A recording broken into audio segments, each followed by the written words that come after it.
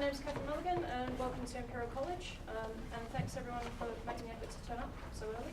It's unusual to see this lecture theatre full at this time of the morning, to be honest. So my name is Kathy. I am the PI, or Principal Investigator, of Sustainable Society Network Plus. We look at how you use digital technologies to create sustainable society. We have a website, and Steve Lorimer here is the network coordinator, and if you like any information, just ask him. So we offer funding for UK-based academics. We've got pilot study funding. I think actually, Anne, you have some pilot study funding. So if you want to know the horrors of applying for it, you can ask Anne later on. So it's up to £50,000 for 6 months to do some pilot study testing, which is basically to test breakthrough research ideas that have never been tried before. So it's just tiny little research probes. You can think about them as research probes. We also offer money for secondments and a variety of other sort of events as well. So we, for example, have co-sponsored with NEMO, so New Economic Models in the Digital Economy. Network Plus, it's another network, it's very similar to ours, and we co-funded Gary's trip to MIT. And around that we have sort of created this event. So Gary has led and defined what we should be talking about today. And so I hope everyone enjoys it. I'll be around in and out during the day because I've got some other meetings I need to go to, unfortunately. My co-I, Professor John Nelson, is an expert in transport. I'm sure a lot of you actually know him, so please ask him any more questions. And I will let John and Steve do the introductions of our great speakers, I think. So if you need anything, Steve's got my details. You mean Gary? So thank you.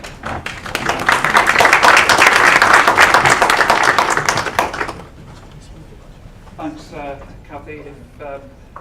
If you've looked at the programme, you'll see that there are more welcomes than you would perhaps normally expect to see, but hopefully that will let you know that we're a very welcoming network.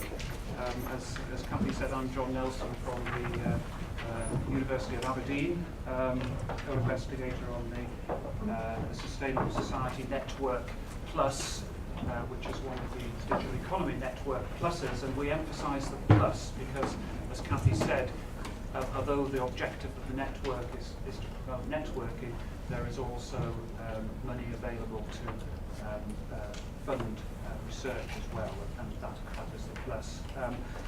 My other activities at Aberdeen include being the co-director of the .Rural Digital Economy Hub, which is another of the major digital economy investments, and I look after the transport strand of work there.